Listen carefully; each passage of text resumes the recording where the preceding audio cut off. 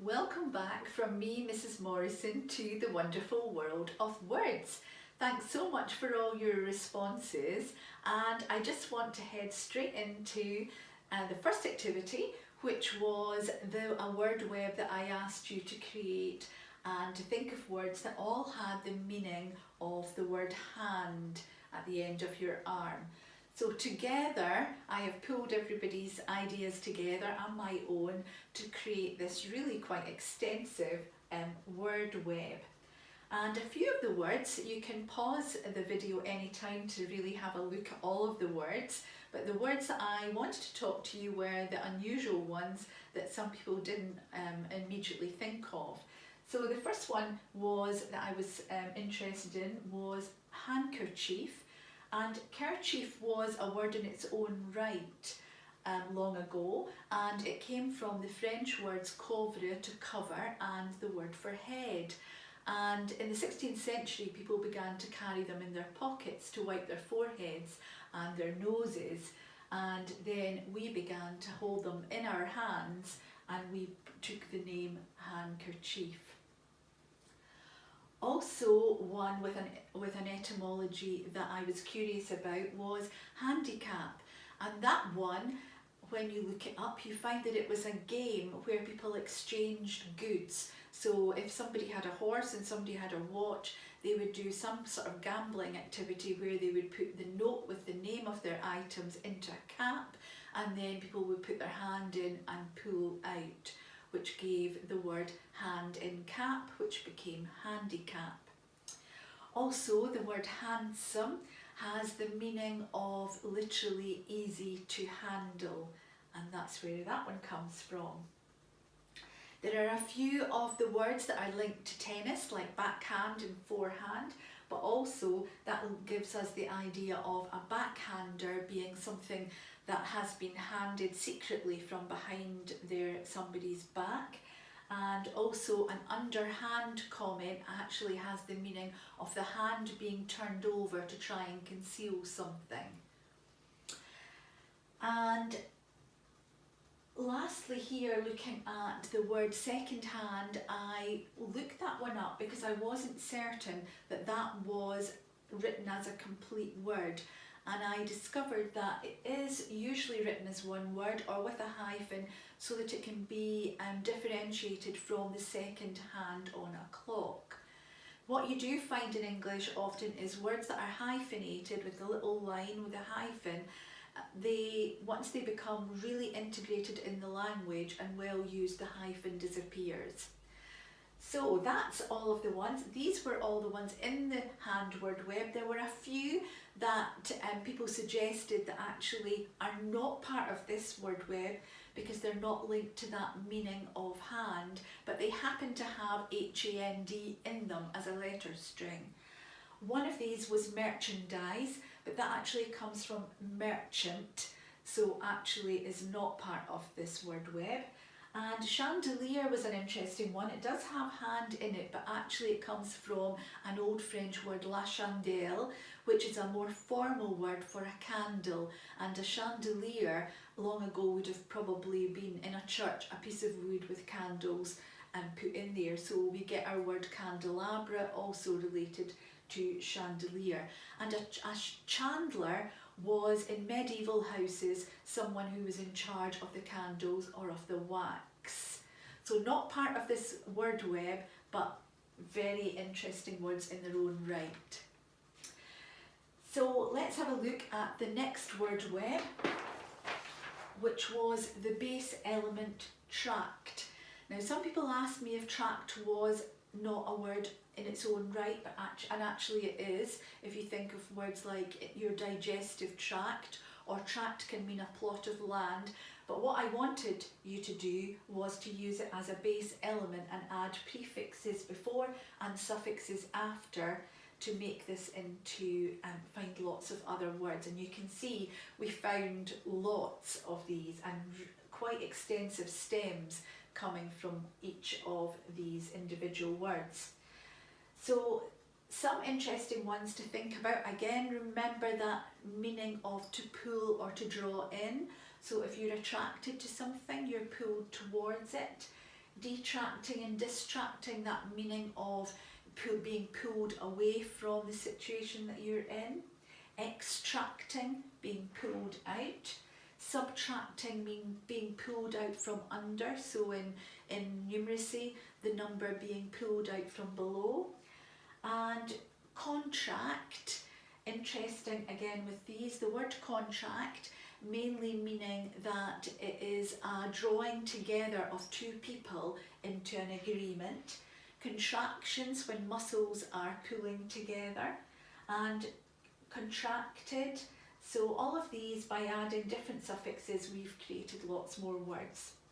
Protract is also a one that I was curious about, and thinking of a protracted conversation, one that has been drawn out, lengthened by in conversation. And also a protractor, a mathematical instrument which measures the angles where the lines have been pulled apart. So all retaining that meaning to do with to pull.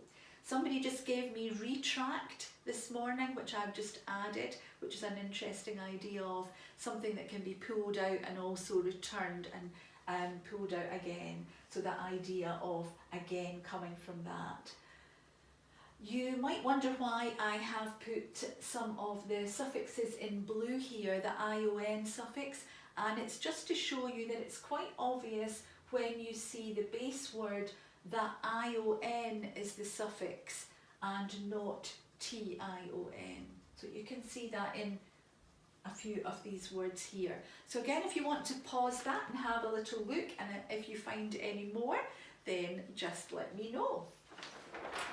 Okay, the next thing I asked you to do was to have a look at some compound words. And these were the ones that were true compound words because they retain the meaning of each individual word. And the ones that were fake compound words, they looked like compounds, but they actually are not, because if you look at that one, carpet has nothing to do with a pet in a car. Rotten is nothing to do with rot and the number 10. So these ones were the fake ones.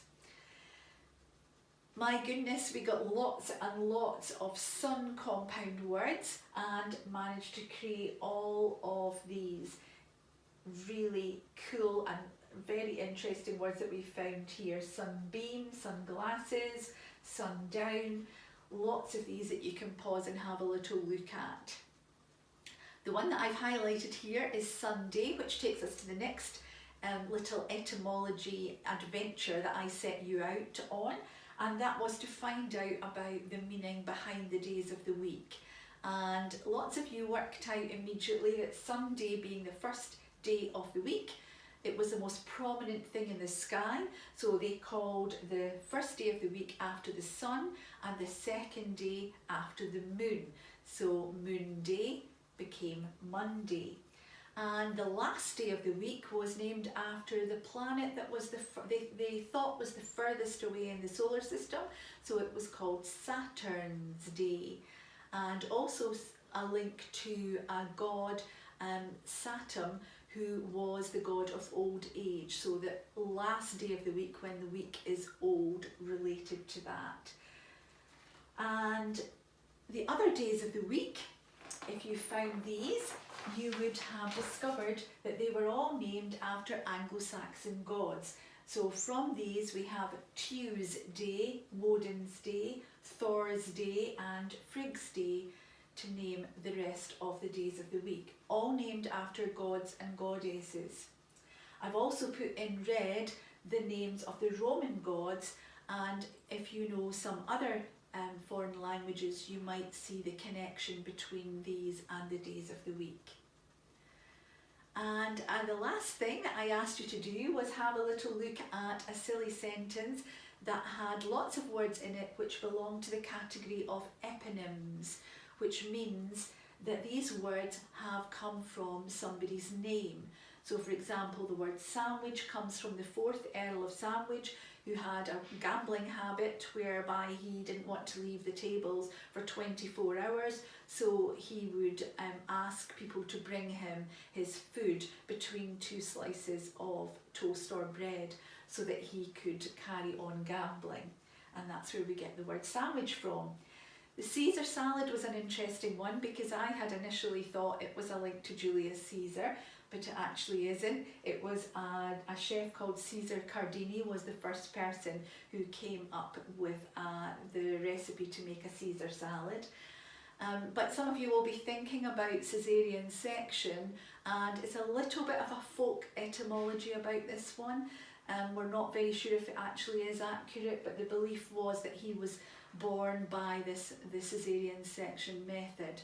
There's some doubt about that because generally in Rome the only caesarean sections that were performed at the time were if sadly the mother was likely to die.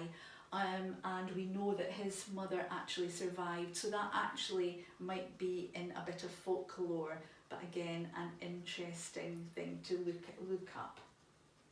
Lastly, I gave you 2 words to finish on, and gymnasium you might have realised comes from gymnos, which is a Greek word for naked, and it was because the men athletes would exercise naked long ago. Glad that doesn't happen now.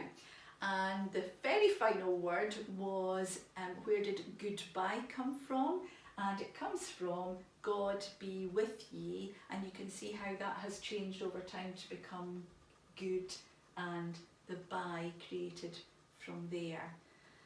So it's goodbye from me, and I hope that you will be able to join me next week for some more discoveries and adventures into the wonderful world of words. Thanks for joining me.